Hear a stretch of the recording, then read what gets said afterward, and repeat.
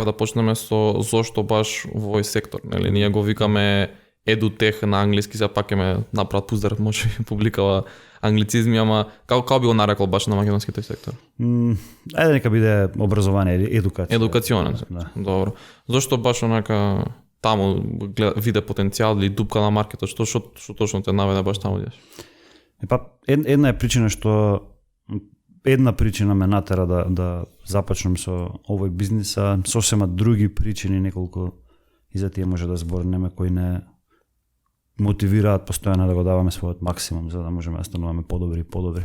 Така да ќе почнем од почетокот како почнавме. Идејата се роди негде во 2013 година. Повеќе од направив една проекција, не би сакал да го наречам предвидување, меѓутоа анализа на каков е моменталната понуда и поборувачка на таленти, на кадри во делот поврзан со технологија. Ако се вратиме неколку години, тоа е веќе 10 години наназад, не беше толкава разликата, гапот помеѓу понуда и поборувачка на таленти, меѓутоа почна да се појавува, почна малце по малце да се крира. 2014 година веќе почнува да станува јасно дека како продолжуваме понатаму, не само што ќе го имаме тој гап, туку ќе продолжи да се зголемува.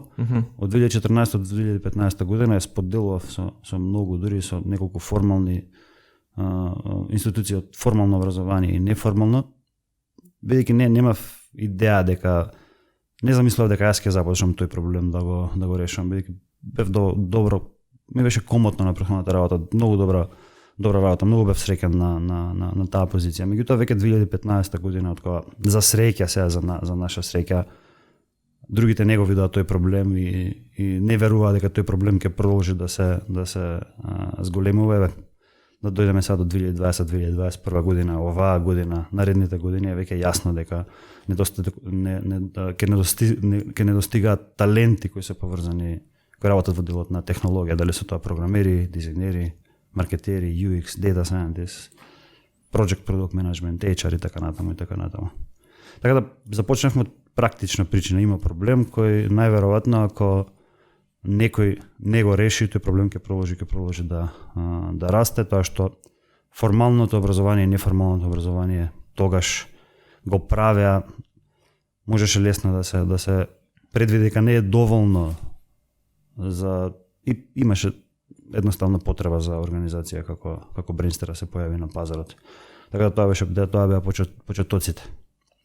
Меѓутоа тоа што сега од моја гледна точка предпоставам и поголемиот дел од луѓето во организацијата го размислуваат истото, што е тоа што се уште не држи мотивирани да го правиме ова и секој ден да се појавуваме на работа и да го даваме својот максимум за да ги обслужиме најдобро што може студентите, нашите вработени, инструкторите, компаниите на крајот на целиот тој систем каде што подоцна се вработуваат. Системите се повеќе работи, ќе пробам да набрам неколку од нив. Да речеме, првата работа е дека веќе 2020-2021 па и 2019 влијанието на нашата организација почна да се зголемува. Станавме лидери по број на студенти во формално и неформално образование и по квалитет на академиите. Колку сега студенти моментално на годишно ниво? Претходната година 1350 студенти, оваа година 1600-1650 капацитет кои можеме да ги обслужиме, заедно земени и академиите и факултетот, и не ги земаме предвид оние студенти кои се на пократки курсеви, не го зборам само за оние подолги курсеви, 9 до 12 месеци или факултетот кој трае 3 години. Значи оваа година ќе запишеме 1650 студенти. Така да влијанието почна да расте со тој одговорноста, така да секој ден да се појавуваш на работа, да го даваш својот максимум, затоа што веќе многу луѓе се во прашање. Очекувањата од нас се исто така поголеми, така да таа е една работа што не мотивира секој ден да се појавуваме на работа и да го даваме максимум. Друга работа што е многу интересна е едукација е прилично досаден бизнис за работење, досаден затоа што не е како интернет, како другите интернет бизниси, прилично колку може да расте ограничен, за да може да порасне со оптимален квалитет. Не може да се дел од корективните и превентивните акции кои ги имплементираме даваат резултати за неколку години од сега. Не е важно само да ги решаваме проблемите денес што се појавуваат, туку да инвестираме за неколку години од сега. И тоа сме свесни дека ова акција, овој проект сега што го правиме, првите резултати во 2026-2027 ќе ги почувствуваме, и тоа е пак фокусот на долг рок е навистина, иако е досаден бизнисот е доста возбудливо, затоа што полека гледаш работите што сме ги имплементирале пред неколку години, дека сега даваат резултати. Така да тоа се отприлика причините зашто почнавме, што е тоа што не тера секој ден да се појавуваме на работа и да даваме максимумот. Спомна нели дека вие сте воочиле некој јас, нели, помеѓу тоа што се бара или колку се бара, количеството на талент што се бара и колку уствари има, нели, го има тој талент на маркетот. Како е според тебе сега таа ситуација особено пред вие да почнете да работите? Јазот е во количина е поголем.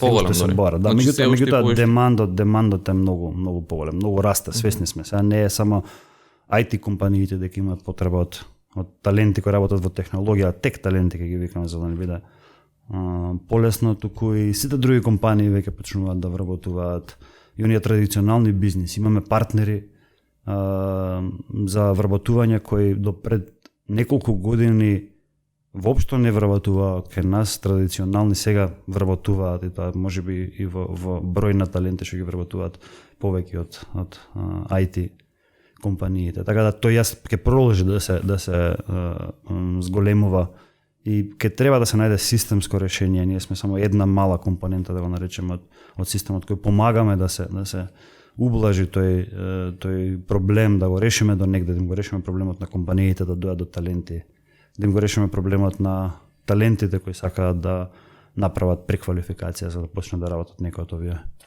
професии и така натаму. Така да демандот е дополнително зголемен, а колку можеме ние да пораснеме за да можеме да го решиме тој јас е нели прилично ограничен. Што е локално кај нас, што проставам нели тој јас постои на глобално ниво. Ама кај нас мислам дека уште е поистакнато. Што мислиш дека онака кај едукациониот систем, формален едукационен систем кај нас најголемиот проблем каде што вас претпоставам главната персона на таргет персона нели за академиите ви се обично луѓе што веќе имаат некое високо образование завршено, ама на факултети кои што можеби не ги тренира за тие дигитални вештини кои што многу се барани. Така да, што мислиш ти дека утката дека во целиот систем? Па ај пред да го разгледаме што е систем всушност. Систем е, претпоставувам, нетворк, мрежа од различни компоненти кои работат interconnected или имаат зависни се едни од други за да постигнат одредена цел на крај, одреден output. Тоа е систем. Сега што е едукативен систем? Да пробаме тоа да го разглобиме на помали компоненти. Кои се компонентите во тој систем? Претпоставам првиот кој што треба да почнеме компаниите, индустријата. Која е нивната побарувачка, кои технологии и така натаму. Другото се самите образовни институции, и формално, и неформални, и не знам дали има соодветен збор за unformal, например, unformal е културни настани, unformal се подкасти како unformal е достапност до одредени ресурси, воспитување од дома, мајндсет за учење, за самоедукација. Меѓутоа и формалните како Brainster Next и како другите факултети, неформалните како Brainster, значи сите тие се една компонента од тој систем. И друга многу важна компонента се институциите на државата. Многу важна компонента за да може овој систем да даде најдобар output што ќе посакаме. Што би бил тој output, да речеме? Не знам, намалување на невработеност на луѓето, засвршнување на економијата. Одредена стратегија дека сакаме да креираме кадри што ќе бидат добри во одредена област и така. Меѓутоа треба првата работа што најверојатно недостасува е таа стратегија. Што сакаме да направиме за 10 години од сега, за 15 години од сега. И од кога имаме таа стратегија, да си ги поделиме улогите. Што ќе прават компаниите, односно индустријата што ќе прават едукативните центри, формално, неформално и така натаму, и да почнеме да функционираме како еден систем за да можеме да го дадеме најдобриот посакуван ауткам на крај. Претпоставувам стратегија и работење како систем е тоа што прво ни треба. Не знаеме што да направиме ако немаме одредена цел, немаме стратегија. Стратегија зборам за 10, за 15 години. Чисто еден пример. Ако сакаме да го зголемиме, да пробам да најдам добар пример. Да речеме ако сакаме да го зголемиме бројот на бизниси што ќе се отвараат, на стартапи во година за година. Можеме да направиме некакви подобрувања со одредени инсентив директно на тие што сакаат да почнат бизнис. Меѓутоа, мислам дека треба да почнеме, за да имаме системско решение, да почнеме многу порано. Можеби ќе треба да се почне предприемништво, да се учи во основно образование, потоа во средно образование. За да може тоа да се почне, треба да се обучат наставниците таму, да се донесат нови наставници. Треба да се дадат одреден инсентив на компаниите, да почнат да инвестираат во собствени продукти, технологии и така натаму и така натаму. Гледате се, ние треба да се вратиме наназад, тоест да почнеме од основно и луѓето кои ќе излезат, кои ќе бидат спремни после средно, претпоставуваме или на факултет да отвараат бизниси, ќе поминат 10-15 години. Меѓутоа така се решава системски проблем на малце подолг рок. Сите решенија кои даваат резултати веднаш се прилично ограничени. Може да се случи нешто, може да има одредени индикатори да се подобрат, меѓутоа претпоставувам за системско, ако збориме за да станеме земја која ќе биде најголема во регионот, во колку бизниси по глава на жител има, или колку да се намали невработеноста на младите од 20%, колку е сега моментално, не сум сигурен, на 2-3%, тоа бара системско решение, бара долгорочно и нема резултатите да бидат одма. Еве чисто да речеме ние како организација како пробуваме да работиме како систем, да дадам еден пример. Например, текот на информации ни започнува кај нас од компаниите, па наназад во системот. Нас имаме тим кој е partnerships, тим го викаме, што многу близко соработува со компаниите, добиваме информации кои технологии, колку таленти, какви таленти, кои таленти најдобро се покажуваат кај нив на интервју, подоцна на работа, 2-3 години од кога ќе се вработи некој така натаму. Тие информации ги собираме и ги враќаме наназад во системот. Што прави тимот на Student Success, што прави тимот на маркетинг претходно. И сега за факултетот, од друга страна, ние мораме малце да го прошириме тој систем. Не само индустрија и што правиме туку каков ќе биде инпутот на таленти што излегува од средното образование. Значи, кој ќе биде квалитетот, кој ќе биде знаењето во одредени предмети, математика, информатика и така натаму, за да знаеме не само да ја прилагодиме програмата на потребите на индустријата, туку да ја прилагодиме програмата на колку спремни излегуваат средношколците од средни училишта и каков инпут добиваме, колку квалитетни кадри добиваме тука и врз основа на тоа да направиме одредени прилагодувања. И за да можеме да дадеме најдобар аутпут, треба да ги земеме не само да функционираме најдобро што може внатре во организацијата, туку треба да ги земеме и компонентите надвор, индустрија, училиште, средно училиште и така натаму. Океј.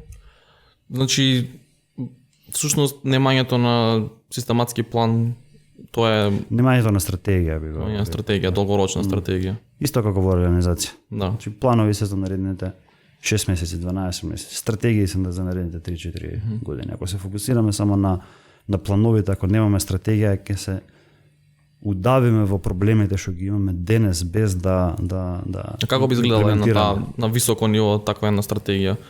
На ниво се става приоритизација на тие технички знаења, например, што прават факултети или институции како, не знам, сега да не нарекуваме што нема толку многу барања за нив. Треба им се каже на студентите што средно гледај, нема потреба да идеш ти таму, нема потреба туку ако одидеш таму драстично се ограничуваш колку ти имаш вредност на маркетот.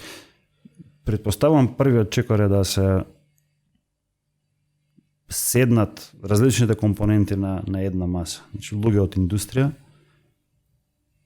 луѓе од образовни институции, луѓе од држава да седнат и да почнат да размислуваат кои се индикаторите кои сакаме да ги подобриме и од таму да почнеме да тргаме да правиме стратегија.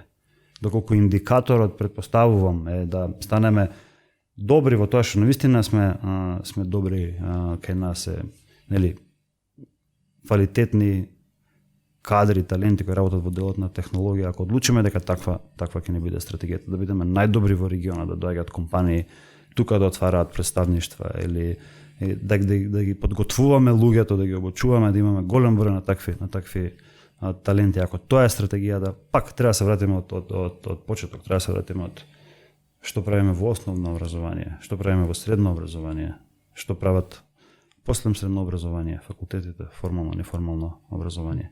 Меѓутоа треба да седнеме да разгледаме кои индикатори сакаме да ги подобриме, а тука да креираме стратегија, претпоставувам. Сметаш дека треба да се оди all in на овие некои такви IT? Не. Значи, баланс да има помеѓу. Како го правиш тоа? Зашто тоа барање што го збориме главно е во IT, така? Како се балансира тоа, бидејќи таму е барањето, тоа дали да го храниме тоа барање, така што ги запуштиме другиве вертикали, и всушност се прави еден столб во држава кој што нели треба да ги одржува сите други. Ама и тоа не еве се да бидеме реални. И тоа не е одржливо. Што ќе се случи ако сите се едуцираат во таа област? Што ќе се случи со наставниците? Дали ќе имаме наставници за 20 години да обучуваат наши деца? Дали ќе имаме луѓе што работат дали имаме доволно медицински сестри, доктори, така натаму. Не е паметно да се направи all-in на една карта, на една индустрија. Не е тоа. Што правиме со земјоделието? Не е паметно да се направи all-in. Нема тоа да даде најдобар output. Можеби ќе даде, можеби да даде одреден добар output или најдобар output на краток рок.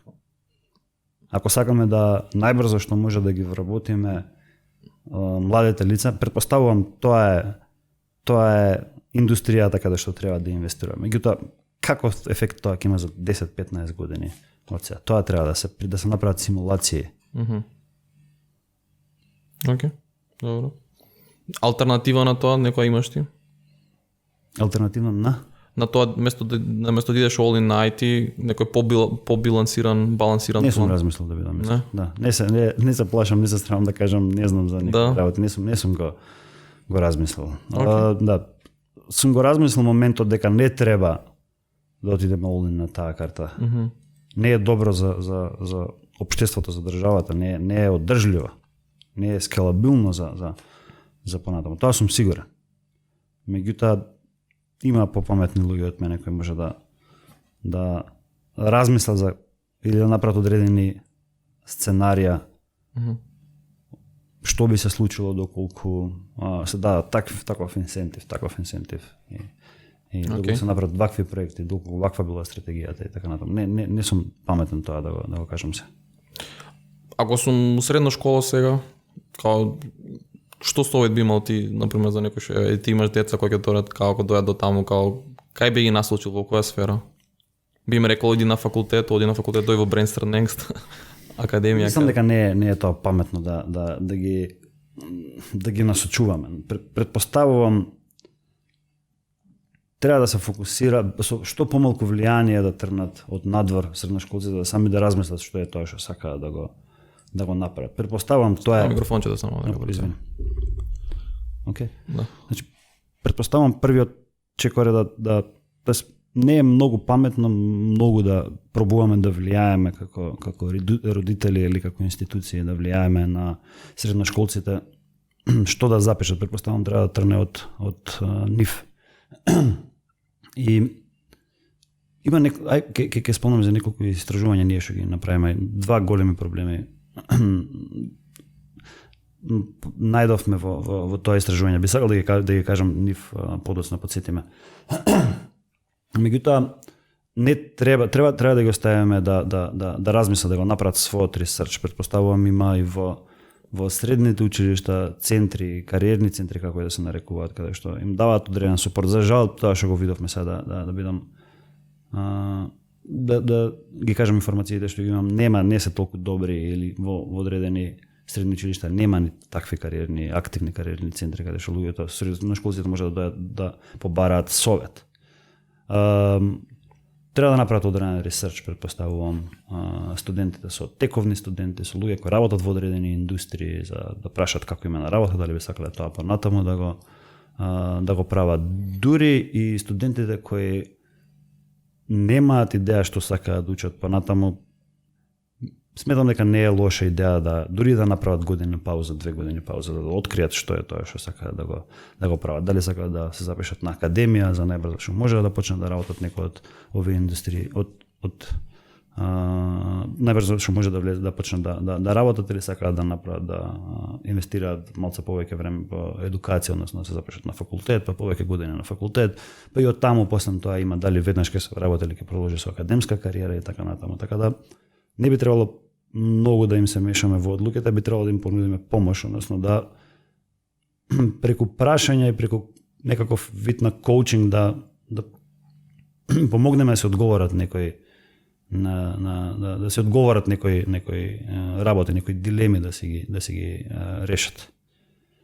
Сега тоа што го најдовме, значи не би ги советувал кон нешто, би ги советувал да си направат свој ресерч за да се одлучат каде. Ако им треба помош, имаме може да не побараат, имаме луѓе од Мишен кои се доволно многу подготвени на оваа тема и не само на факултетот, туку и на академиите, луѓе што не знаат што да одберат, им оставаме многу време и им даваме дополнителни ресурси, разговори за да откријат што е тоа што најмногу сакаат да го прават. Така да средношколците може слободно да не побараат. Направивме пред не знам која година беше, дали беше 2020 година или 2021 година, направивме кариерен тест, да наречеме, наш продукт. Лошото е кога овој тест е дека 20-30 минути се одговара, така да доста е мачен за да го не е за 2-3 минути, меѓутоа пак за кога се работи за таква работа може да посветиш 20-30 минути, каде што исто така не ти кажува што треба да направиш, него отприлика во зависност од каков тип на човек се ти дава опции кои треба да ги размислиш, да ги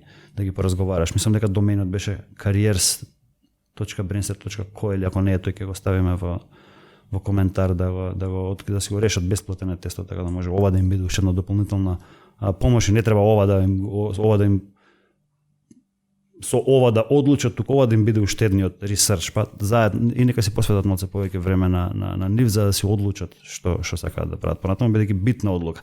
Сега што го откривме во истражувањето? Првата работа е нема кај да се консултираат средношколците за оволку важна работа. Тоа е првата работа. Втора работа што откривме од повеќе од луѓе кои се веќе на факултет, претпоставувам и ти имаш пријатели што го направиле истото, каде што веќе се втора, трета година на факултет, сватиле по пат во тие 2 години дека нема шанси тоа да го работат. Меѓутоа бидејќи го започнале, нека да го остават, нека да сменат, да го довршат колку да го довршат. Тоа сметам дека огромна загуба на потенцијал на времето на луѓето. Сваќаш дека не сакаш тоа да го правиш во животот, продолжуваш колку да го завршиш, најверојатно да ставиш чек на тоа дека си завршил факултет. Тоа мислам дека огромен проблем. Јас се исплашив тоа колкава бројка на луѓе кои така размислуваат. Навистина голем проблем. Да, баш заради тоа ја бев во таква ситуација. Лично знам многу луѓе такви. Дали ќе прекинат, дали нема прекинат, дали ќе завршат.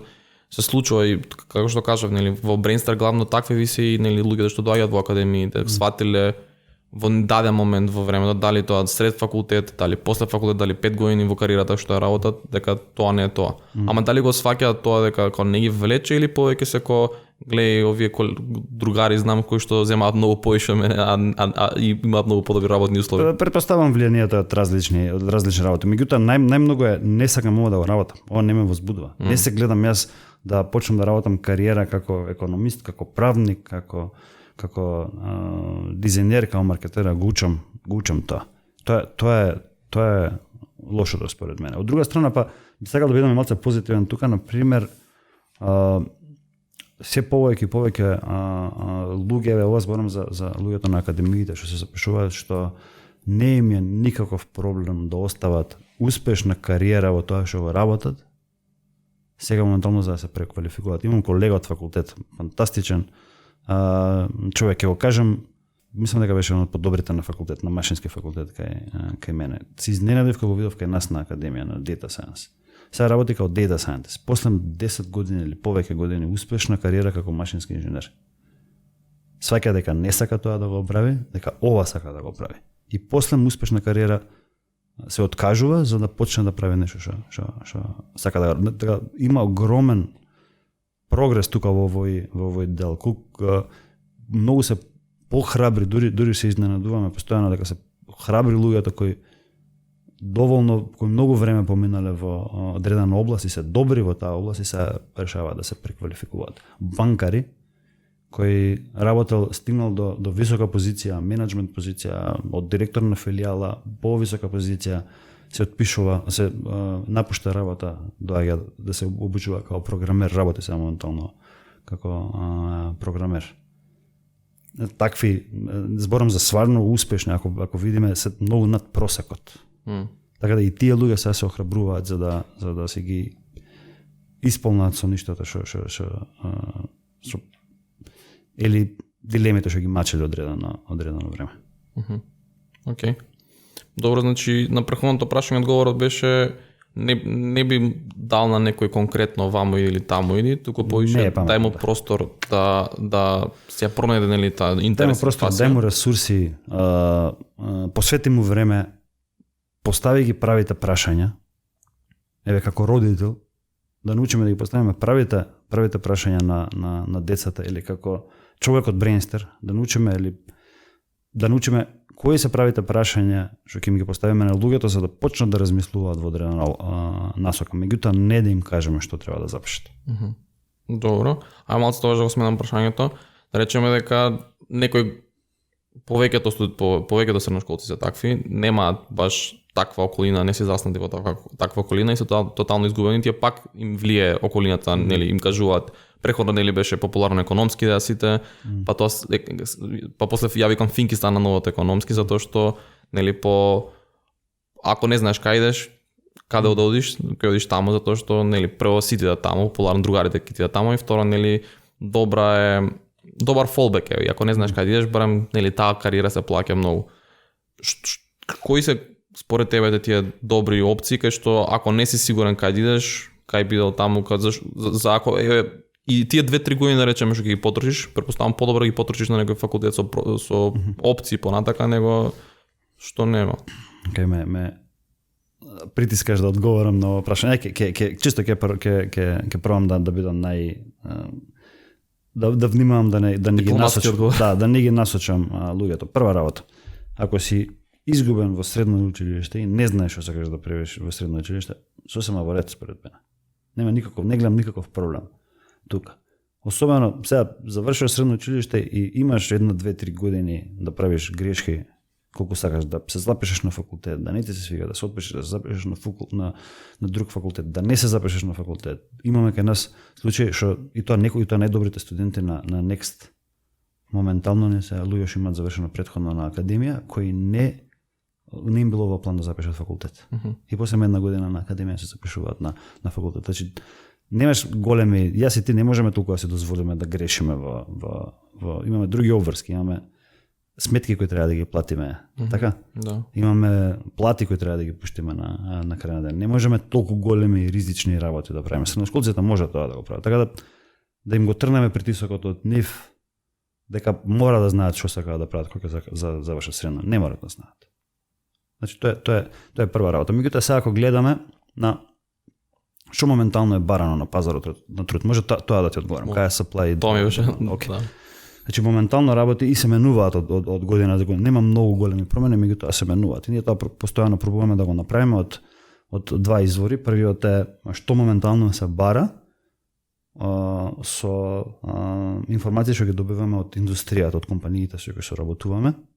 Што се бара сега, што би се барало за некој време од сега, тоа е едниот начин како стигаме до тие информации. Вториот начин е одреден ресерч. правиме често ресърч на таа тема. Што би се барало, како би влијаело Chat GPT и останалите работи на професиите сега, за неколку години од сега. Така да пробуваме да ги споиме тие две работи, за да можеме да се вратиме наназад, да прилагодиме програми или да додадеме нови програми. Така да од информациите сега што ги имам, професии како програмирање, свесни сме дека се бара. Тоа е лесно. Се бараат data scientist. Последно време многу. Се бараат софтвер тестери многу. Се бараат маркетери, дизајнери, UX. Последните академии кои ги лансиравме се Project Product Management и човечки ресурси. Нешто што пред, ако го лансиравме во 2015-2016 година, најверојатно немаше да имаме студенти. Истото со Data Science. Data Science ние прв пат почнавме да ја нудиме во 2020 година, а во 2017 почнавме да креираме наратив, потреба дека ќе почне да се бара. Ние 2 години инвестиравме во програмата за да можеме да наполниме една група во 2020. Сега веќе потребата е многу поголема. Да речеме со традиционални компании каде што им кажувавме дека податоците што ги поседуваат и се злато и може да ги искористат за да оптимизираат процеси, за да подобро планираат и инвестираат и така натаму, сега нема потреба да им го објаснуваме тоа. Само ни бараат луѓе. Така да овие се некои професии што можам комотно да кажам дека не само сега ќе има побарувачка, него барем во наредните години би имало не го гледам крајот, не знам од кој момент понатаму би се намалила потребата на вакви. А има позиции кои што сега може не се толку многу барани, а ти мислиш дека или вие претпоставувате дека ќе се бараат понатака? Да речеме според сепак ова јавно да седевме да разговараме на ваква стравме да не ги насочам луѓе во информации споделуваш, нели нивно е да одлучат дали така понатака. Ама мислам дека е интересно нешто, мене ме интересира, многу луѓе ми ги интересира, нели посебно ти си во позиција каде што имаш многу појасна слика на маркетот, тренд маркет, ја ти рече пред 3 години сте претпоставиле дека има data science потреба и сте го погодиле тоа, така да ме интересира што е наредно нешто што го претпоставува дека ќе има побарувачка што моментално сега нема толку многу. Нешто што можеби нема сега во моментов побарувачка, а се надевам и ќе работиме на тоа да се зголеме таа побарувачка, односно направиме да им ја всадиме таа идеја на компаниите, е работи поврзани со менеджмент.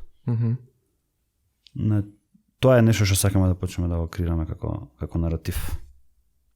Менеджмент о аспект на лидершип? Да, лидершип и менеджмент. Така да тоа е нешто што би сакале ние да го креираме како наратив. Претпоставувам во наредните години нешто што ќе се го има како потреба сега во моментов, меѓутоа ќе продолжи да се зголемува е податоци, data. Тоа на сите не е јасно. Така да претпоставувам во оваа насока се повеќе ќе се бара или таму многу ќе почне да расте побарувачката на кадри. Во делот на автоматизација, претпоставувам сите автоматизација не само на процеси на работа, туку автоматизација во фабрики и за таков тип на автоматизација нешто што претпоставувам ќе се во дополнително во иднина ќе се зголемува. Па сите работи поврзани со тие потреби као вештини од програмери до пак data scientist до проектни менаџери да може да ги водат тие големи масивни проекти, софтвер, хардвер и така натаму, ќе се зголемува во иднина. Претпоставувам ќе стане исто така многу важно, компаниите ќе сакаат да направат средини каде што ќе биде на луѓето убаво да работат, кај што луѓето ќе сакаат нели да го дадат својот максимум, да бидат мотивирани, да бидат среќни и така натаму. И дополнително ќе расте односно компаниите кои можат тоа тој проблем да го решат, односно HR луѓето да го решат во нивните организации, ќе бидат организации што полесно ќе можат да дојдат до тие таленти. Така да HR претпоставувам во иднина дека како професија ќе се бара. Да, тоа е баш професија која што е доста неформално кај нас влегуваат луѓе обично од правени, од филозофски, обично така влегуваат. И да, нема некоја баш формално. Underrated. Да. Ама многу важно. Добро. Која е твојата, пак сега ми текнува прво на англиски, не ми текнува на македонски, prediction за едукацијниот систем за 5-10 години од сега, 20 години од сега, на глобално ниво и на локално? Па претпоставам на локално ниво за 5 години од сега нема да има големи промени, затоа што не сме почнале системски да ги решаваме проблемите. Така да ќе мора да почнеме да ги решаваме тие проблеми системски. Ако сакаме да почнеме да продолжиме да прогресираме, да има некој прогрес како општество, како држава. Така да претпоставам првите промени доколку почнеме денеска да правиме нешто, првите промени би ги почувствувале за 10-15 години. Значи, јас сум оптимист по природа, така да се надевам дека ќе почнеме да работиме системско на овие проблеми, ќе почнеме барам да креираме некаква стратегија и да почнат компонентите внатре во системот да се наоѓаат својата улога и да пробаат да работат не само као засебни компоненти, туку interconnected и дека ќе почне да креираме одредени подобрувања. Така да претпоставам тоа пак ќе се навратам на тоа. Образование е многу досаден бизнис и сите работи што ги имплементираме сега или поголемиот дел од работите што ги имплементираме сега резултати даваат за многу години од сега. Така да не е процес каде што можеме брзо да измериме подобрување. Така да тоа најверојатно и мајндсетот треба да се го смениме, дека све што правиме сега во државава поврзано што е со образовен систем е дека мора да размислуваме на долг рок. А да речеме дека ќе се среди, тоа ќе остредиме од аспект на стратегија. Нема да се среди. Што е ауткамот? Нема да се среди, знаеш зашто нема никогаш да се среди. Нема никогаш да го решиме тој проблем. Значи нема никогаш да има кажи го раст или нема да го реши. Еволуација? Не може да се реши тој проблем. Нерешлив е тој проблем. Само може да има прогрес. Добро. Важно е да има прогрес. Не зборам за нерешлив во Македонија, нерешлив. Значи образованието ќе треба постојано да се адаптира, постојано да се променува, ќе се ги менуваат улогите внатре компонентите на системот. Ќе има одредени индикатори кои сега ќе бидат приоритетни понатаму. Значи нема никогаш да го решиме. Ќе се менуваат навиките на луѓето, ќе се менуваат потребите на компаниите, ќе се аваат пикови во некои индустрии на потреби што не може системот сега да ги испорача, па ќе наоѓаме друг начин да ги испорачаме, па после некој друг пик. Така тој проблем нема, ако сакаме како би изгледал решен систем, не можам да си замислам едукативен. Така да нема никогаш да го решиме, важно е да почнеме да го следиме прогресот. Важно е оваа година да биде подобро од претходната, наредната од оваа и на тој начин. Така да ако ни е желба да не зборам да збориме за ние како организација. Кога би престанале ние да правиме постојано подобрување на или кога вие би престанале да правите постојано подобрување на важните индикатори во организацијата. Претпоставам никогаш. Не е игра која има почеток и крај. И ако ја гледаме како такава, мислам дека ќе се демотивираме брзо. Треба да ја гледаме како бесконечна игра, претпоставам. Не знам дали да, те сваќам комплетно нормално, мислам тоа. Едукација постојала додека постои човештвото, така како цел. И никогаш не престанало да прогресира, да се менува.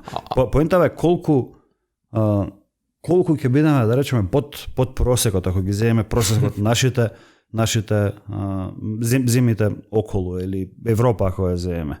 Колку ќе бидеме над или под просекот, тоа е. Значи она ќе се еволуира и ние ќе и ништо да направиме, ќе се направат одредени промени, ќе се прилагодат. И формално и неформално образование. Меѓутоа, колку ќе бидеме над просекот, претпоставам тоа е важно. Тоа треба да го мериме. Како на ниво на држава? На ниво на држава. Воспоредено со која ќе биде рамката која ќе А дали размислуваше на глобално ниво, чисто како се едуцираат новите млади луѓе, како за наредната генерација ќе се смени или нешто, како ќе биде? Што мислиш ти дека би било на главната промена од нашава генерација, тоа е како што растевме, како бевме едуцирани, кон наредната, што ќе биде наредниот главен чекор, бидејќи на пример Јас се што поише гледам, најуспешните луѓе моментално во општеството, нели во структура на капитализам, се имаат специализирани вештини. Тоа им е нив најбитно, имаат се специализирани во една-две вештини и тоа они го користат за да бидат нели во врвниот процент на тие што заработуваат. А проблемот кој што го гледам кај едукацијниот систем е тоа што учи генерализирани вештини, генерализирани работи, не учи тоа голем дел од нашиот живот, наспрема специфични вештини кои што може да се применуваат во денешниот маркет.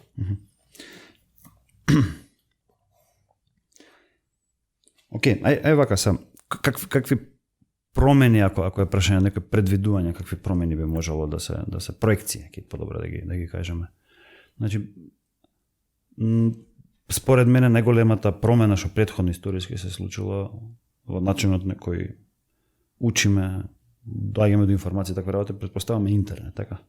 Значи тоа е еден ивент кој се случува и после тој ивент работите се менуваат. Претпоставувам сега влегуваме во нов таков ивент. Тоа е AI. Например, ChatGPT што излезе пред месец дена, не ми се верува дека на дневна основа го користам. Претпоставувам и ти го отвараш на дневна. Да се играм ја. Така да претпоставувам тој ивент сега се случува моментално. И ќе се сменат работите. Не можам да претпоставам како точно ќе се сменат. Имам одредени ставови, теории. Сподели некој, да? Се плашам дека луѓето кои ќе се приклучат да користат AI алатки, ќе ги наречам, без да имаат контекстот дека ќе направат грешка. Што сакам да кажам тука? Ако да речеме за одредени проблеми, поврзани со програмирање или со математика, ChatGPT ќе ти дае решение на проблемот. Да не ги спречи луѓето или да не ги насочи луѓето или дизајнерси. Да не го разбереш контекстот на што треба тој дизајн да постигнеш, што треба да не го знаеш контекстот, а да почнеш да го користиш тоа како алатка. Од друга страна, па мислам дека луѓето што добро го познаваат контекстот, да речеме како тебе, толку години програмираш и сега почнеш некој тул да користиш што би го крстил сега productivity тул, така? Во случајов можеме ChatGPT да го користиме како productivity тул, побрзо да не направи одредена работа, да не најде некој проблем. Тоа мислам дека многу побрзо ќе направи acceleration, ќе зголеми процесот, побрзо ќе ги решаваш одредени проблеми, може да ти помогне во учење, така натаму. Меѓутоа да не влеземе на тие системи без да го знаеме контекстот. Тоа ми е еден страв дека може да се случи. Претпоставувам нема да се случи, меѓутоа од тоа стравувам. Да не се потпреме премногу на тоа. Да не пробаме премногу да си го лесниме животот, тоа да направи генерација што ќе биде некреативна, што нема да знае да решава проблеми. Што нема да премногу да се ослонат на таа алатка. Прерано и премногу. Да. Прерано премногу, да. Да, интересна технологија, има базирана на иста технологија, нели почнуваат да можеш да се симулираш муабет да правиш со филозофиот, што се мртви илјаници години со Аристотел и така натака. Така да интересно тоа таква некоја. Да, дали го изгледа вебинарот што го имавме Бане Кома што го направи за дизајн, те молам изгледа. Да. Има направено во 50 дена, он е многу искусен дизајнер, го знаеш Бане Кома, 40 плюс, може би близко до 50 години. Прекрасен дизајнер, прекрасен инструктор. Контекстот, теоријата многу добра ја разбира. Сега почнува да се игра со пред неколку месеци. И почнува каков е прогресот од ден 1, ден 2, ден 50, ден 55. И што прави, како прави. Рекреира дизајни од Гоце Делчев, од Блаже Коневски, од него. Изгледа го таму. И тука кај нас на ја користи алатката за да дизајнира. За да дизајнира и за да го тренира бот, меѓутоа го разбира контекстот на дизајн, разбира теоријата. И затоа мислам ова сега што го спомнав, затоа си го запишав специјалисти, дека специјалистите најдобро се снаоѓаат, меѓутоа ние ги тренираме луѓето да бидат генералисти. Мислам генералисти. Мислам дека треба да бидат луѓето, да ги тренираме луѓето да бидат генералисти, а сами ќе си помогнат да бидат специјалисти. Да речеме луѓето ке нас во организација што се, да речеме, сите на лидерски позиции се луѓе што биле многу добри специјалисти, меѓутоа силна страна им била и се добри генералисти. И се ти да поменеш од специјалист да станеш лидер на тим,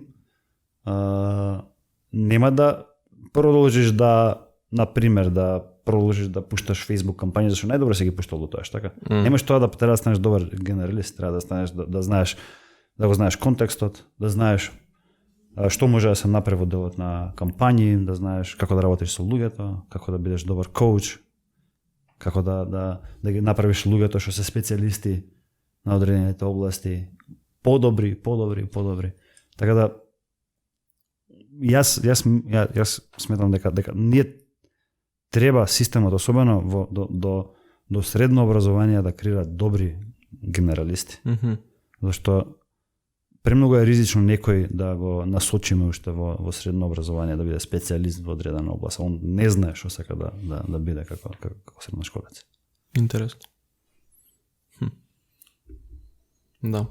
Имам инако мислење, ама се сложувам дека претпоставам на просек на статистика, претпоставам подобра стратегија, таа да ја например би сакал што можно побрзо да специјализирам, ама јас го гледам тоа многу субјективно и на индивидуално ниво. Ама да речеме, знаеш, ако го знаеме, ако сме добри генералисти, после тоа доволно ни е на just in time learning да се посветиме и да речеме нешто ни треба сега да запишеме академија од 6 месеци, да се обучиме, да почнеме тоа да го користиме, или да користиме онлайн ресурси за да можеме да стигнеме да го научиме тоа. Претпоставам најбитно ствари да се научи човекот да учи, да може да учи. Тоа е неголемо. Тоа според мене, значи неколку работи според мене се многу важни. Да сега тргам од позиција на родител и дали никогаш не би сакал ниту да го разочараш, ниту ништо лошо да направиш за детето. И некои работи ми стануваат многу јасни сега и претходно што сум имал дилеми, некои работи ми стануваат малце појасни. Например, што е тоа што како навики или најпросто што би сакал твоето дете да прави. Претпоставам добра навика е да го научиш да чита, да учи, да се посветува, така? Да се посвети на одредена работа, да може да помине доволно долго време на одредена работа, да има трпение. Е другата работа што треба да ги научиш. Значи, ти што ја кажа, желба за учење според мене е многу важна. И ке трнам од мене ме страв сега што ќе кажам да не звучи на дека се фалам сами од себе, меѓутоа чисто ќе ти кажам, секој ден посветувам по неколку сати во календар, имам стајано неколку сати за учење и цела сабота моментално. Сега работам овој период и на наредниве неколку месеци ќе работам и сабота, обично избегнувам да работам викенди, најчесто избегнувам, меѓутоа сега период сабота ми е учење и подготовка за one-on-one, за коучинг со лидерите, со future лидери, со другите луѓе во организацијата. Значи го посветувам можеби 30% од времето на работа за учење во моментов да го правам. И секогаш имам добра практика е to learn list. Значи си имам листа што би сакал да ја научам во иднина. Така да желбата за учење и навиката за учење е според мене многу важна. Друга работа што мислам дека е многу важна е, не знам за деца, претпоставувам не, меѓутоа за луѓе како тебе, како мене, е продуктивност, да научиме да станеме ефективни, да научиме да станеме продуктивни. Како не само да користење на алатки што ќе ни автоматизираат одредени процеси, него и фокус, на кои работи да се фокусираме, кои се најмалку што може да ги работиме во текот на еден ден, меѓутоа многу дип, многу квалитетно. Тоа е според мене исто така добра навика или нешто што мора да го научиме. Продуктивност, ефективност е нешто што мора да го научиме. Ако се вратиме пак на учењето е тоа што ќе го научиш да пробаш да го имплементираш и да го искористиш, ако не сега, барем во догледно време, бидејќи има некој, барем ова е моја обсервација, не сум сигурен дека е така, ама сум забележал некои луѓе и мене што ми се блиски дека времето посветено на учење стварно го имаат во сати чекирано, меѓутоа да речем учат четврти јазик, другите три се уште не ги искористиле. Да се чувствуваат дека нешто учат или учат некоја работа што не е кога се чувствувам, најверојатно им е лесна и добро им е времето поминато. И претпоставам нема ништо лошо во тоа, ама зборам за сметам јас дека тоа е мој став, дека е подобро работи што сега ќе ти притребаат за можеш да ги искористиш. Така да Ма и така и се учи нешто. Кога ти можеш теоретски можеш до некој ниво да стигнеш, ама за да научиш нешто, да совладаш нешто, треба да го практикуваш. да, ама да не забораваме теоријата, многу е важно. Да. Да, и тоа знаеш, што е интересно да речеме, има една книга што ја прочитав во 2015 година и што прочитав уште еднашка сега, оваа претходната година. И книгата е теоретска и во 2015 година мене кога почнував бизнес ми требаше нешто одма брзо, хакови, трикови и приметувам како поминувам повеќе време со бизнисот од хакови, финти, трикови се почнувам да се фокусирам на теорија и почнувам да барам теоријата, контекстот околу. Таа во моментов ми се случува таа транзиција, многу интересно се кога се направам рефлексија на самиот себе, што учам сега во моментов, што сум учел. Временски хоризонти поголеми се ставаш за нешто да не хакови, не нешто да резултати одма да имам, туку за 10 години од сега. Да, ако ме прашаше во 2015 година нели што да учиш, би те советувал нешто друго, а сега би те советувал барем дека не викам дека практичниот дел е многу важен. Меѓутоа да не ја забораваме теоријата. Да почнеме од теоријата, претпоставам, за да стигнеме до практичниот дел. Тоа е нешто што мене ми се смени како став во последниве 7-8 години. Топ, кул, окей. Дали мислиш дека ако се приватизира едукациониот систем ќе биде подобар? Во која насока се приватизира? Па ако видиш, еве у Америка главно како референца, ако земе таму сите се универзитети најките приватни, така? Па да речеме ова ние што го правиме со нексе приватно. Да. За тоа мислам, затоа што ствари нели. Мислам дека е многу здраво да има таква компонента во едукативниот систем, затоа што веќе навистина веќе приметувам дека делот од факултетите не контактираат, меѓутоа делот во факултетите и нешто превземаат од нас, нешто имитираат, што мислам дека е Зашто ја контактираат? За одредени насоки, за слушнале, за да речеме последниот повик беше за платформа што ние користиме интерно, дали може некако нешто да направиме да ми обезбедиме и на нив платформа што ни зголемува, што ни подобро ефективност комуникација со студенти и мерење на перформанси на студенти и такви работи. И сме отворени да придонесеме и на факултет. Така да сметам дека е многу важна компонента приватното образование, формално образование и неформално.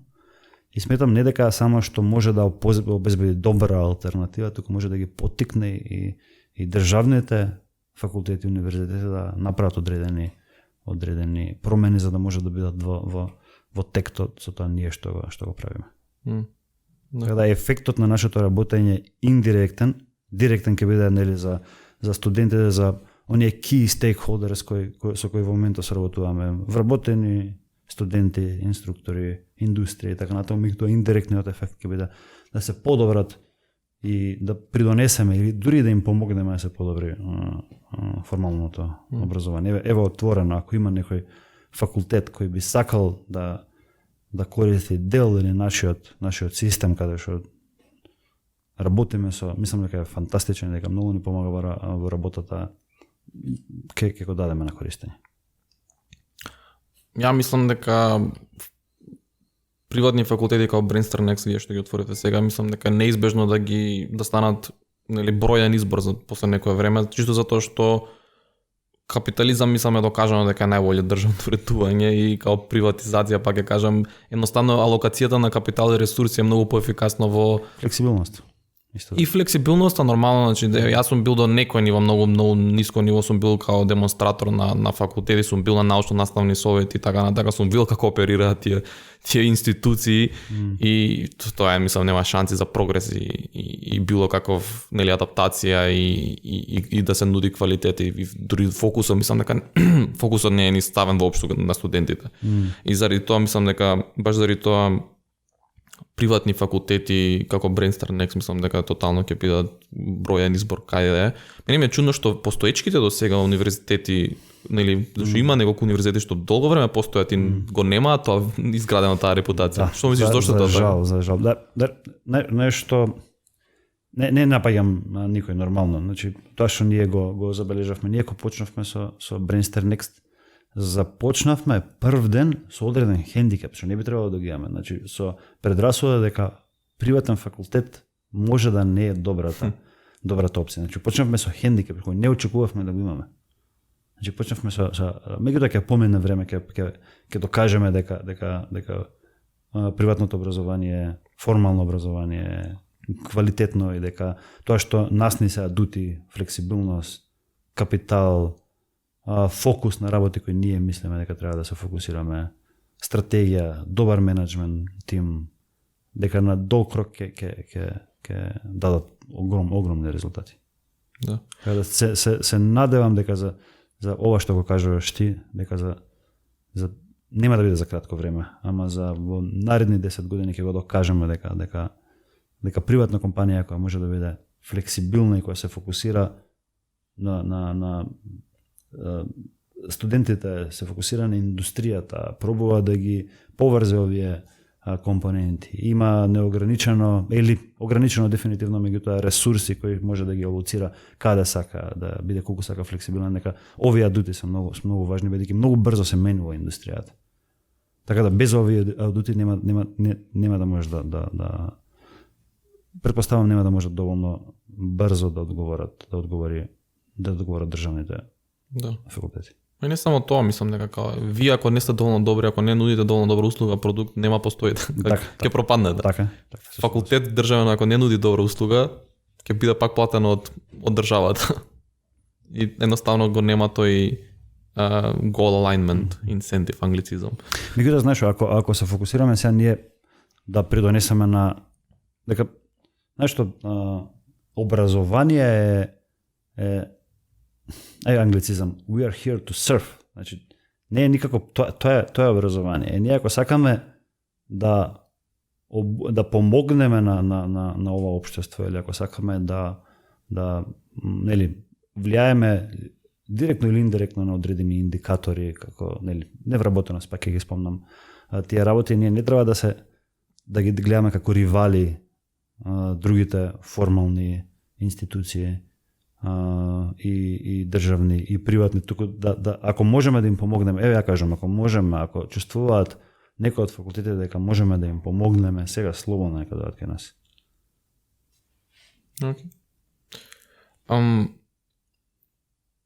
Вие почнавте со академија, отворивте факултет официјално пред 2 години, беше така, не пред година? Предходната година ги имавме првите уписи, да. Исто така се проширивте и општо освен на македонскиот маркет се проширивте и во Аустрија, Виена. Тоа како иде, зошто се случи тоа, кој беше планот таму, стратегијата? Се случи пред баш во време на COVID. Никој не можеше да го предвиди.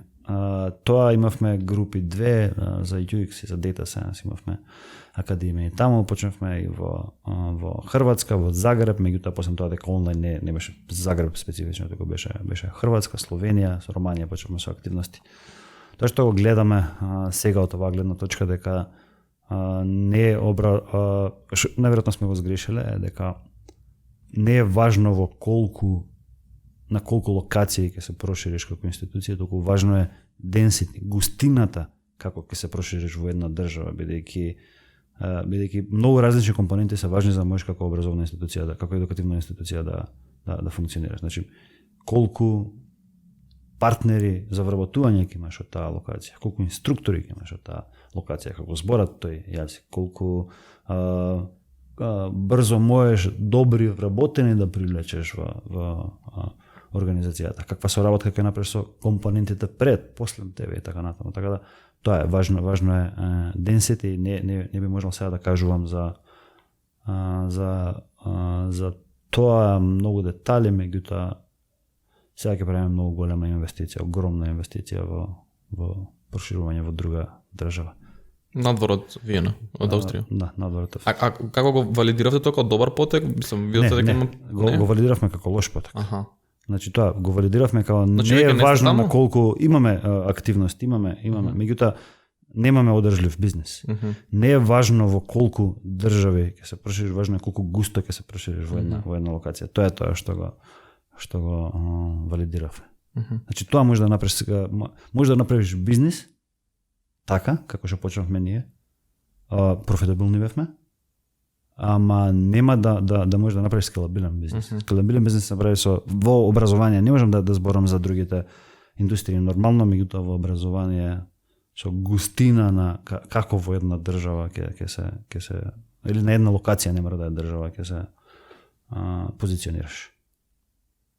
Што беше главниот проблем таму? Беше истата побарувачка како тука? Работе истите маркетинг кампањи? Имаш одредени прилагодувања, нормално. Сега да речеме во маркетинг кампања такви работи, не сум сигурен што точно беа разликите. Не сум толку дип не сум толку инволвиран сега во моментот во тие работи, ама ние од 2015 година почнавме да работиме кај нас, а лидери на пазарот станавме после многу години, во 2021 година. И ефектите на работите што ги правиме на одредена локација, со тоа се зголемува, нели, имиџот, брендот и реферал и така натаму, функционира само ако си многу густо проширен на една локација. На пример, еден интересен податок. Оваа година имаме на некоја академија 70% од луѓето по реферал. Замисли каков ефект. Доволно долго време со таа академија, многу добар сервис до сега, постојано подобрување и стигнавме до 70% реферал. 70% од луѓето ни доаѓаат по препорака на други луѓе. Значи стигнавме до таков ефект може да се постави само ако доволно долго, многу квалитетно време поменеш на една локација. Да, имате изградено супер брендов дека баш мене кога ќе прашува некој од надвор од друга индустрија каде академија прво нешто прашуваат за Brainstar, така да честито за тоа, браво. И тука можеби би да прашал како уствари постигнавте да се диференцирате вие во однос на сега веќе не сте далеку со едината, има многу компании. Чисто ја ми се делува како секоја година да надникнува некоја нова академија. Ако не е почесто. Се отвараат и се затвараат, да.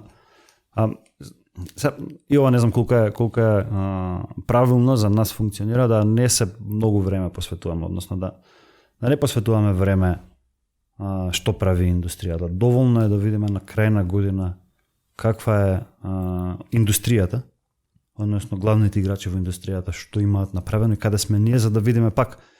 Не значи дека со компанија, ако си во индустрија која има природен раст, и да не правиш многу добра работа, може да растеш, ме свекаш. Не е важно само да растеш за година, тука да видиш колку се над тој просек. Значи, толку знаеме за конкурентите. Не викам дека е правилно, дека не е правилно, не знам, за нас функционира. И ја мислам дека е правилно. Така да не ги следиме што прават. Правиме работи што ние сметаме дека се добри. Значи, многу фокус на студентите.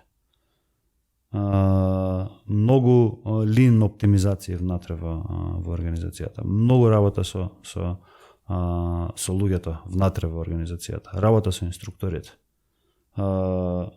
И кога ги земеш сите овие работи, постојано подобрување на најважните индикатори што ги имаме во организацијата, кога ќе се фокусираш на нови работи, не ни останува време да ги гледаш. Да гледаш што прави конкуренцијата. Сега да бидеме реални. Од друга страна па ако предпоставам дека организациите по друга страна па кои се многу фокусирани на што прават нивните ривали, ќе престанат да иновираат и сите овие иновации, на пример како зборнеме за академија, како академија, овој формат на академија го започнавме ние. Поврзувањето со компании го започнавме ние. Работењето на реални проекти го започнавме ние. Некако ги ставивме во Reactive Mode, мислам дека е поволно за нас, ги ставивме во Reactive Mode конкурентите. Имам еден пријател што можеби треба да можеби заслужува плата. Од време на време пишува на Facebook и ме праќа принскрин кој датум ние, кој датум конкурентите извадиле нешто. Океј, немаме никаков проблем со тоа. Најверојатно треба да продолжиме да се фокусираме во тоа што ние мислиме дека дека дава резултати на долг рок. Како вика тоа, имитација е најголемо ниво на комплимент, така беше? Да, мислам дека има нешто такво, така да има логика. Добро. На англиски го преводов на англиски боле звучи, не знам како е на македонски. Добро. Вие сте сега од кога почна короната, мислам дека full remote, така? Да, значи од кога почна короната, една добра одлука направивме тогаш. Значи пак не гледавме noise, не гледавме што прават другите.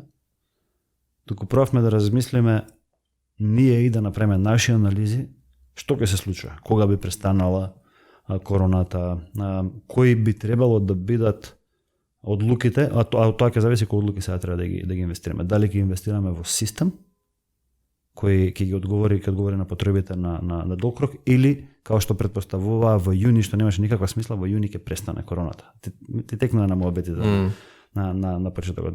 Го трнавме целиот тој нојс и све што тоа донесовме одлука како ова да ќе трае со години, што испадна да го погодиме. Логично беше, не бевме ретките, мислам дека поголемиот број од луѓето претпоставија дека ќе трае продолго, меѓутоа колку луѓе сте се на се?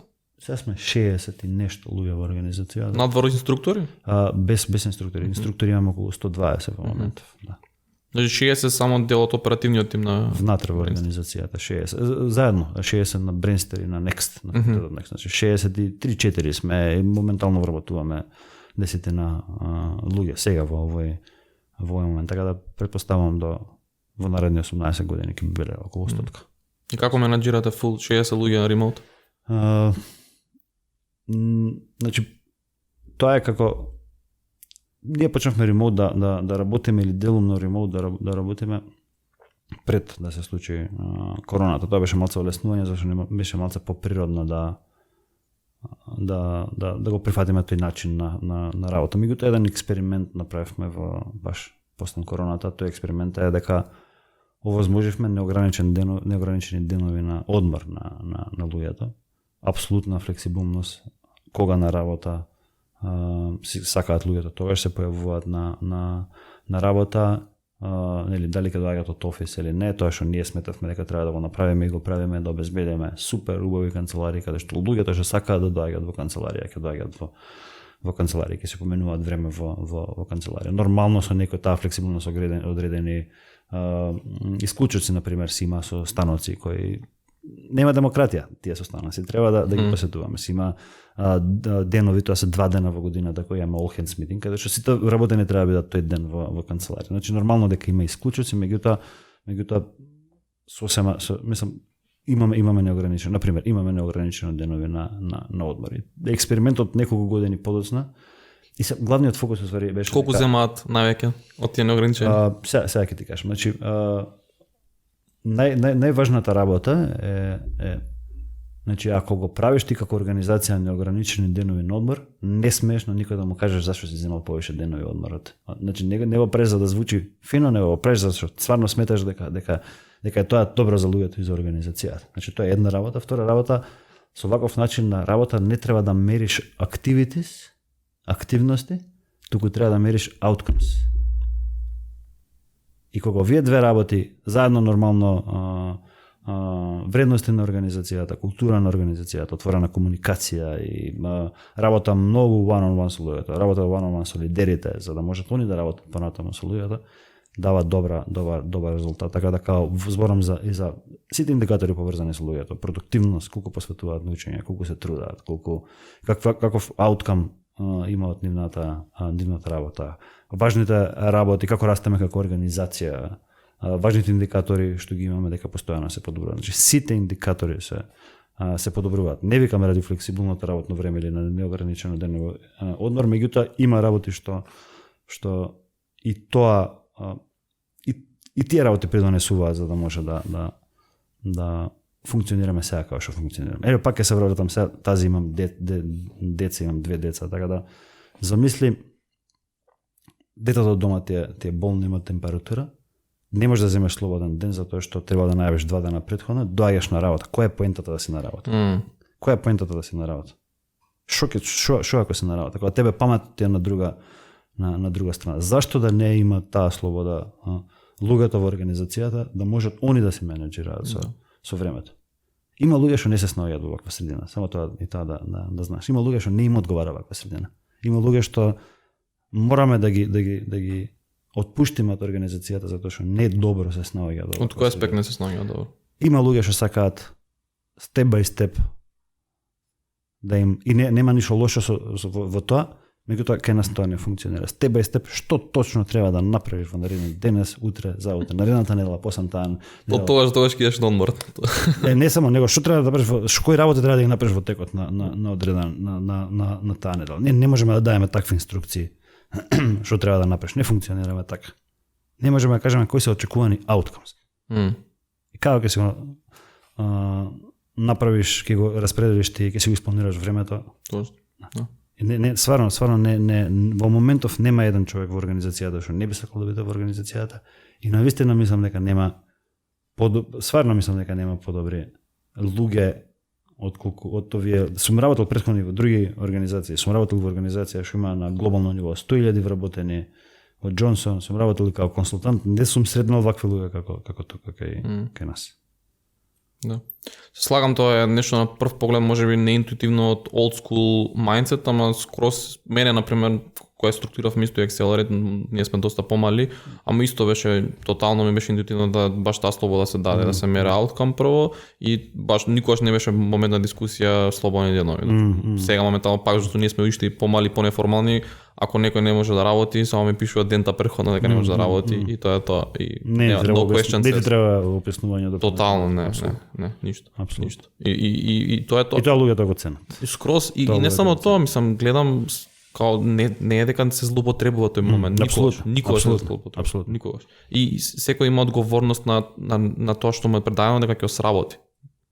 Апсолутно се согласувам. И тоа е, мислам, да речеме и пред интервјуот го зборевме дали е контраинтуитивна или интуитивна. За мене интуитивно е дека логично е дека така луѓето повеќе ќе дадат. Можеби не е како норма, меѓутоа логично е. Треба да се запрашаме за одредени норми. Едноставно е нелогично ако ти ги подценуваш луѓето што работат за тебе, така. Дека не може самите да се контролира, дека ти мора да им пишеш како ова треба да направиш, дека мора да имаш само 10 дена одмор, ако неки имаш поише, ако некој го злоупотребува, тоа едноставно ќе му дадеш отказ. И тоа е тоа, нема биде дел. Првиот пат кога се имплементира неограничени денови на одмор, треба да се внимава на една работа. Знаеш која? Се изненадивме. Дека нема да земаат одмор. Нема да земаат одмор. Да, и тоа е точно. И ние го ограничивме со неограничено денови одмор, меѓутоа минимум 22 дена или 23 дена, не ми текна како го ограничивме. Значи, има минимум, нема максимум. Зашто првата година кога го имплементиравме, луѓето зема тоест требаше да реагираме последните месеци за да она што мора да го тоа е до некој клеј, ако некој помине цела година не се сеќа дека му треба одмор и тоа е окей, затоа што сметам дека многу луѓе се форсираат да одмор зашто нели ќе ми пропадне одморов ако не го искористам, нели? Да, сега може да се го искористи кога сака. Да, баш тоа. Одморот ќе мора минимум 22 или 23 дена. Значи така, ви имате минимум мора. Значи минимум за да можеме и оние правни регулативи рамки да ги. Да. Значи мора и плюс навистина е здраво да од време на време да се земеш 10-15 дена. Да. Одмор два пати во текот на годината по 10-15 дена. Да, секој треба да се наполни батерии. Да. Тоа што пробуваме ние сега да ги поттикнеме. Значи, знаеш дека немало ни еднаш во комуникација во нашата организација, претпоставам и во вашата е така. Дали некој ден што се паѓа на средина на недела, да речеме четврток е неработен ден, сега беше Водици, дали кога работиме четврток никогаш не се прашало, меѓутоа дури е логично дека и петок нема да се работи за да се споја, да се одмориме тие неколку денови. Дури ги поттекнуваме луѓето такви денови да си ги врзуваат секогаш да си прават од време на време рекавери, затоа што трни од себе. Значи има периоди каде што ќе се преработиш и каде што некој време ќе ти треба рекавери затоа што се гледаш продуктивноста, ефективноста не ти е многу голема. Значи направив добра практика, направивме со една колешка сега оваа година баш за ефективност, за продуктивност. Само да споделам. Јас да многу рано за да вадиме како анализа, меѓутоа што почнавме да како практика. Дел од лидерскиот тим. Имаме one-on-one секој втор четврток. На тој one-on-one секогаш ни почнува, си одредивме кои ни се во наредниот семестар, отприлика семестар за семестар планираме, кои ни се во наредниот семестар од јануари до јуни, кои ни се активности каде што ќе имаме high involvement, medium и low involvement, каде што ќе имаме многу ќе треба да се инволвираме малце, тоест medium, средно, каде што ќе треба твој супорт и малце каде што можеби ќе треба само твоја помош и не треба многу да се преткаш во работа. И си ги одредивме тие работи. И на секој 2 недели си се проверуваме. И он на мене јас многу добро, значи некогаш за да речеме за продуктивност, претпоставам дека сме малце не сме толку реални да си се оцениме само себе. Во смисла не сме реални, подобро се оценуваме колку што треба да се оцениме за продуктивност. Некој од страна кој ќе ти го разгледа распоредот, како си го поменал, посветил времето. А го имаме каде сакаме, каде треба да го посветиме времето. Кога ќе споредиме со каде стварно сме го посветиле времето тие 2 недели. Што имаме како аутпут од работењето и такви работи, многу добра практика. Да речеме вчера беше четврток беше последната сесија со колешката и видов некои работи каде што каде што сум бил каде што јас си мислев дека сум малце поефективен во некои работи, ама ми помогна да видам каде можам да се подобро. Многу интересна практика. Не сум направил претходно. Сега мислам како идеја на колешката да се проверуваме. А како го споредуваш тоа, кои се целите? Си ги имаме целите. Си ги знаеме целите. Моите цели и целите на лидерите, ја ги знам целите на сите лидери, што се во наредните 6 и наредните 12 месеци. И каде ќе треба да бидат многу инволвирани, каде ќе треба да бидат малце и каде треба само даваат супорт. Добро, а како гледа да што имаш потрошено време? Не можеш да гледаш на сите и нема потреба. Меѓутоа јас и колешкава решивме да седнеме и еве ги целите кои си ги замисливме, си ги отвараме календарите. На нас. Прво на таму тргам. Океј, што работеше тука во овој дел? Ме праша, дај да видам ауткамот од работењето. Го отварам документот. Разгледувам, еве до кај сме стигнале, што сме стигнале. Океј, кој е фолоапот? Предлагам дека тука во оваа работа можеш да се подобриш, да го трнеш ова како активност, затоа што тука не можеш да придонесеш, ама повеќе се посветиш на оваа активност каде што твојот импат ќе биде повалиден. Тој аутпут го добив од колешката, што реално нема кога си заглавен во работа, не можеш да бидеш толку, нели, кога ќе најдеш, кога имаш грешка у код, некогаш е подобро некој друг да ти провери, ако ти некое време не можеш да успееш да ја најдеш, некој друг со свежо со свежа глава да дојде да ти го провери, кога да претпоставам полесно, некогаш полесно ќе го. Така да и ова. Интересно, да. Да, ние сме многу понеформални и помали, може уште. Ние буквално сме full outcome based, значи на почеток на месец, 2, 3 ќе ставиме ова се целите за овој проект, дедлайн себе. Иди. Имаме еднаш неделно weekly sync meeting со лидерите на тимовите и секоја втора недела имаме као coworking day, као се собираме негде, као така да седиме. Nice. И толку е тоа и буквално ти дали ја не знам, и знам дека се случува, тој тотално не е проблем, може некој вторник среда нема ги работи. Рано. Да, апсолутно се согласувам. Ама затоа и функционира. Да, може сабота недела ќе ги работи. Да, реално како расте како организација ќе треба некоја структура да се прави, тоа е факт, мислам дека не можеме да го избегнеме, тоа треба да бидеме свесни, не треба да се однесуваме на компанија со 60 луѓе као на компанија со 10 луѓе. Се прават одредени работи, важно е да не се заглави организацијата, како расте не се заглави во процеси, во процедури, особено не се заглави во документација и во така. Да пробува да остане, да лин нормално со одредена структура како ќе порасне. Нешто што не доцна, мислам дека и на време го почнав, меѓутоа да знаев би го почнал и многу порано е коучинг со луѓето.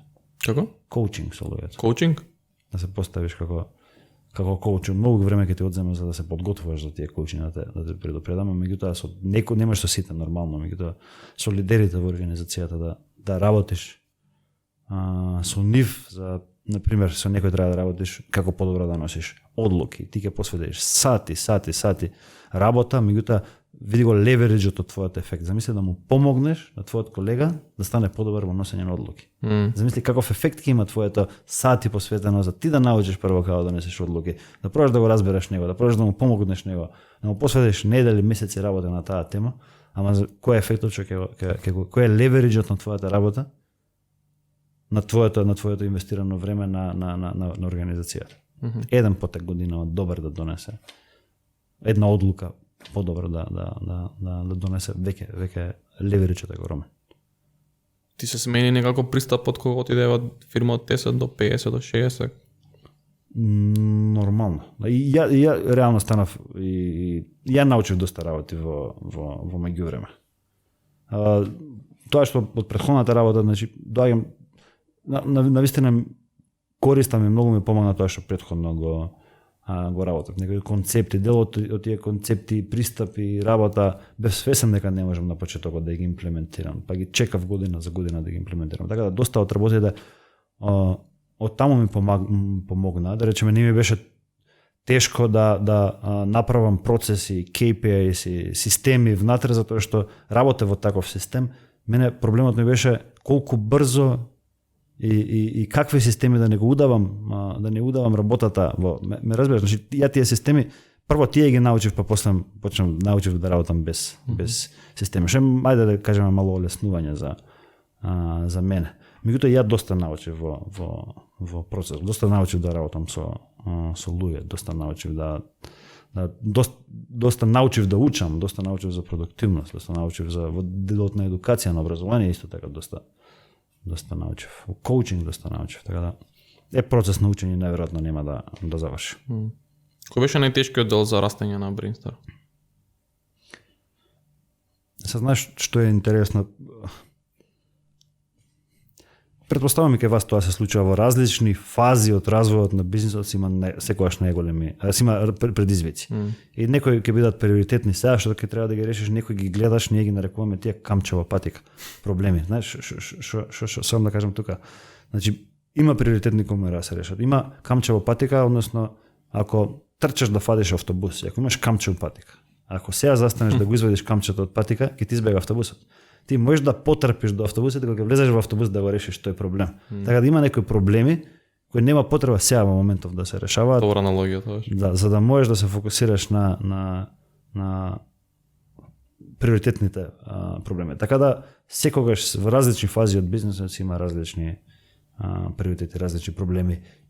И што е важно, не можеш да речеме најголемите промени се случуваат за работи кои не можеш да ги предвидиш. Black Swan има една книга, не знам дали си ја читал. Да речеме класичен Black Swan е COVID. Black Swan event, тоа го знам. Black Swan event. Немаше никој да претпостави дека тоа ќе се случи и како ќе се сменат работите поради тој ивент, така? Поради тој настан.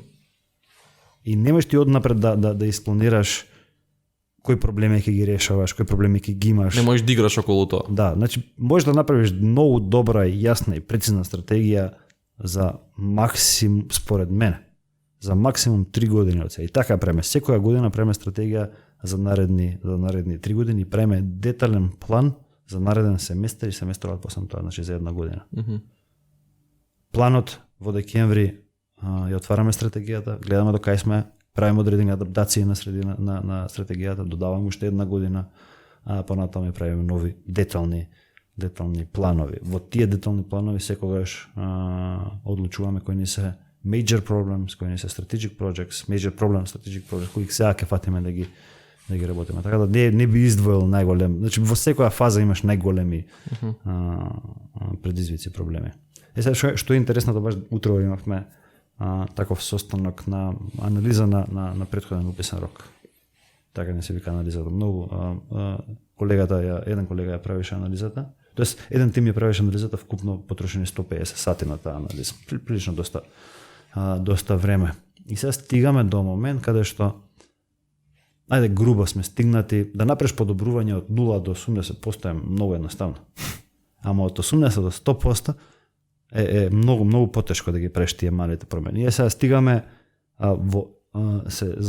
се приметуваме дека се зафаќаме за една мала работа што треба да ја смениме и сега ќе треба исто ќе направи многу мал процентуална промена, а ќе има работа колку што имало работа за да стигнеш од 0% до 30%. Сега ги кажам, може да имат нонсенсови бројки, меѓутоа за да направиш 30% подобрување, исто работа сега ни треба за да направиме 3% подобрување. Кога стигнавме до тие малите до малите подобрувања, до малите инкрементални промени. Fine tuning, да.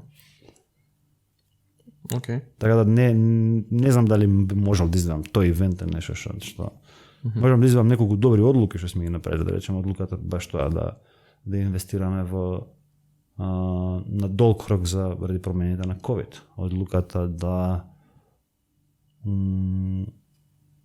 инвестираме во data science, иако не е време, сега знаеме дека ќе идеме во загуба долго време, затоа што ќе се појави, ја гледаме промената, мора да дојде, дали ќе дојде за 2, 3 или 4 години, ќе дојде таа потреба за data scientist кај нас. Сега колку сакаме да ја чекаме, колку пред време треба да почнеме. Тоа беше добра одлука исто. Почнавме прилично не многу пред време, на време почнавме да креираме потребата за да почнеме сам да го понудиме тоа како производ, што мислам дека е многу важен. Така да некои добри одлуки се неколку реално во да речем, според мене добар лидер во текот на годината носи 3-4 добри одлуки, не повеќе, таа е реалност. И оние најверојатно се важат оние контраинтуитивни одлуки. Дека 90% или повеќе од одлуките што ги донесеш ти, било кој друг да го прашаш. Не мора да си индустријата. Да те прашам, јас во 90% од работите ќе одговориме исто. Да те прашам, не си дел од индустријата, што да направиме, ова или ова. Најверојатно во 90% од работите дека се логични ќе одговориме исто. Идејата во тие 10%, работите што другите нема да ги видат, ти ќе ги видиш. Тоа се оние контраинтуитивни одлуки. Тука, значи, зборам такви одлуки, или еден лидер во организација носи 3-4 во текот на годината. Не повеќе, меѓутоа тие прават разликата. Веќе во тие 90% и ти и конкуренцијата ќе ги направат истите работи. Да. Да, ако се такви одлуки, тогаш и 3-4 се многу. Се многу, може и многу да се стварно може да се многу. Може да е 1-2 во текот на годината. Навистина се многу. Добро. Brainster High School? Не размислуваме во таа насока во Brainster High School. Меѓутоа како да ги обучиме луѓето? Па не е во наш интерес во моментов. Мислам дека е многу подобро ако направиме подобра соработка со средните училишта, да можеме таму да влијаеме наместо да отвориме high school. Така да не формално приватно формално е прилично не е значи зависиш доста од институции и не е толкова флексибилност колку ние што сакаме уште еден ентитет кој исто така нема да биде доволно флексибилен, дека исто зависи многу од државни институции, не е паметно да го направиш. Збориме за средно, ако отвориш. Да, не е паметно. Не можеш баш онака да имаш целосна контрола како. Не е паметно да го направиме. Попаметно е да се приклучиме на средните училишта и да им помогнеме сега на средните училишта. За да можат они треба да напрашаат нас, како не Brainster Next, него сите факултети да напрашаат каков инпут сакате да ви дадеме, за да може да работите со тој инпут, значи каков талент, со какви карактеристики, за да може да работите со тој инпут, за да може вие да дадете најдобар инпут посебно тоа на индустријата. Нели тоа е поентата на крај.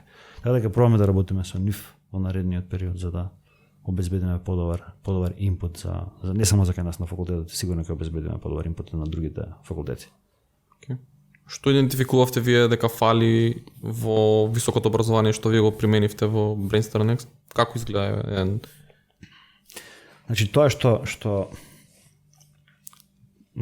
ние дојдовме до какви сознанија ние дојдовме и зашто решивме ние да започнеме со факултет. Значи првата работа е практичноста на програмите, односно колку луѓето учат не само теоретски, но што го зборевме пред кратко, туку и практични вештини. Значи кои практични вештини, кои технологии моментално треба да го научат за да излезе една целина, односно еден готов производ, што е вработлив студент. Тоа е готов производ кај нас, вработлив студент. Така да тоа е првото, се фокусиравме на многу практични. Да речем имаме на секоја година имаме предмет работа на реален проект.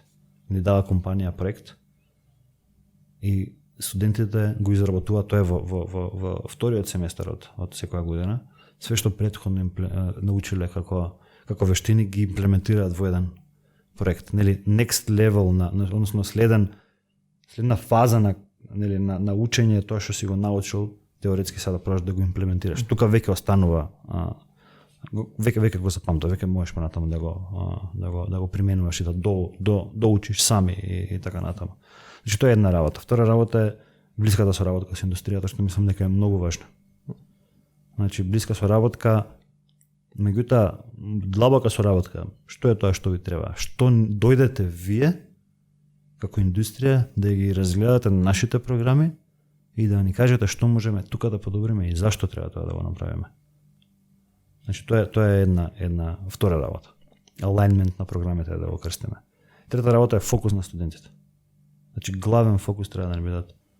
Јас сметам дека треба да им бидат, или ние како организација ставот е дека главен фокус треба да ни бидат студентите. Односно, кои се нивните потреби, кои се, како можеш најмногу што можеш да го прилагодиш образованието не само на групата студенти, неко на индивидуално на студентите, а тоа значи преку индивидуални one-on-one сесии со инструктори, менторски сесии и така натаму. Така да тоа е трета важна компонента, фокус на студентите. Така да претпоставувам, има уште неколку работи, меѓутоа ова се главните работи кои треба да почне да ги прави според мене формалното образование за да може да вади подобар аутпут на крај. Што би бил пак подобар аутпут? Вработи студентот колку студентот сака да се вработи директно или студент кој сака да продолжи понатаму во академска средина, кои се карактеристиките што треба студентот да ги има за да продолжи понатаму во research, да се фокусира, претпоставувам, учењето не само на практични, туку и на академски research и така натаму. Така да претпоставувам тоа не е science fiction, ама е подобрите пак работите што ги правиме не даваат веднаш резултати. Не можеме ни да очекуваме, да бидеме свесни, не можеме да очекуваме веднаш резултати. Да очекуваме за години понатаму резултати. Например, активностите, ние што ќе почнеме за 3-4 месеци да ги правиме за луѓето од средно училиште, нема шанси да не дадат резултати наредна година или после таа година. Свесни сме. Ама свесни сме дека ќе дадат резултати за некоја година понатаму. Океј. Финки има моментално, да мине таму компарацијата, нели, кон Финки. Над 1000 студенти имаат они секоја година. Ја барем кога студирав таму нема инфраструктура за 1000 студенти. Може сега е сменето, не знам. Што треба ви да направите за да дојдете до таа бројка? Дали целите кон таа бројка, кон која бројка целите и што мислиш колку време ќе ви треба да стигнете до тоа? Интересно прашање. Значи, вака како која е визијата на организацијата за 10 години од сега? Тоа е 33-та година да имаме по 10.000 луѓе годишно. Не зборам на формалното, него формално и неформално. Само во Македонија? Не, во регионот. Така тоа е. Сега да дадам споредба, оваа година ќе имаме само 1600. Значи треба скоро теникс да кренеме. Меѓутоа пак 10 години се доволно за да го направиме тој прогрес. Така да претпоставувам за да запишеме толку студенти и тоа нема да зависи од интересот. Нема да интересот на луѓето нема да ни зависи колку ќе запишеме студенти ради тоа што нема интерес за нашите програми, него колку можеме ние брзо да скалираме за да можеме да обезбедиме стабилен систем, стабилна програма, стабилни инструктори, колку брзо можеме да најдеме соодветни професори, колку можеме брзо да ги обучиме тие професори, колку брзо можеме да го растеме тимот. Значи моментално на академиите, на Бренстер не е ботелнек студентите. Не е ботелнек студентите. Тука е колку брзо можеме да скалираме за да можеме со квалитет да ги обслужиме. Така да не можам точна проекција година да ти дадам. Не е релевантно тоа според нас. Значи сега моментално што е релевантно е добри вработливи студенти, квалитетна програма, квалитетен инструкторски професорски тим, многу добри, исто за вработени, полека, стабилно растање на бројот на вработените и луѓето, растање на луѓето што се внатре во организацијата. Така да. Кампус некој? Не дека не размислуваме. Меѓутоа не, се уште е камчево патик, хај така Да. да кажам, се уште е камчево. Ко бркаме уште автобусот. Уште да го бркам автобусот. Добро, окей. Петар, ја толку немам више прашања, ти ако сакаш некоја тема начнеме може, ама тоа е тоа од мене. Не, фала ти многу на што ме покани. Вистина иако ќе кажам, не ми е ова природно и не се чувствувам добро кога зборам пред камера и кога зборам јавно, меѓутоа пријатно ми беше сега, така да фала. Било ми, фала ти фала ти на многу. поканата. Тоа е тоа.